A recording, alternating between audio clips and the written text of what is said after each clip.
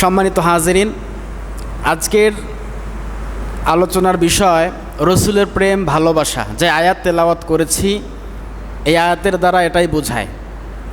তার আগে শুকরিয়া জ্ঞাপন করে নেই আল্লাহ পাকের দরবারে। আল্লাহ পাক আমাদেরকে মসজিদে আসার, বসার, তার গোলামি করার তৌফিক এনায়েত করেছেন।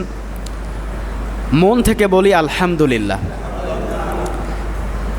দরুদ ও সালাম পেশ করি আমাদের নবী, বিশ্বনবী হজরত মুহাম্মদ রসুল্লাহ বলি সাল্লাল্লাহু আলাইহি ওয়াসাল্লাম। হাদিসের মধ্যে পড়েছিলাম, লা ইউমিনু আহাদুকুম হাত্তা কুনু আহাব্বা ইলাইহি মিন ওয়ালিদিহি ওয়া ওয়ালাদিহি ওয়ান নাসি আজমাইন। আল্লাহ রসুল সাল্লাল্লাহু আলাইহি সাল্লাম বলেন,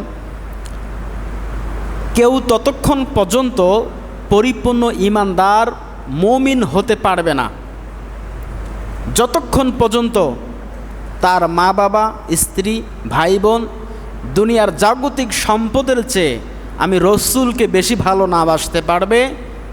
লা ইউমিনু আহাদুকুম শব্দের আগেই, বাক্যের শুরুতেই লা, না, কখনোই না, সে কখনোই পরিপূর্ণ মুমিন হতে পারবে না, আল্লাহ রসুল বলেছেন।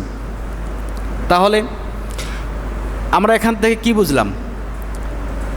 কোনো ব্যক্তি পরিপূর্ণ ঈমানদার হতে পারবে না, মুমিন হতে পারবে না কতক্ষণ পর্যন্ত আপনার স্ত্রী, সন্তান, মা বাবা, টাকা পয়সা, দুনিয়াতে জাগতিক যত সম্পদ রয়েছে সব থেকে বেশি ভালোবাসতে হবে রসুলকে।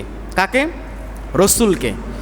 আল্লাহ রসুল বলেছেন, যদি আমাকে দুনিয়ার জাগতিক সম্পদের চেয়ে আমাকে কেউ ভালো না বাসে, সে কখনোই পরিপূর্ণ মুমিন, মুসলমান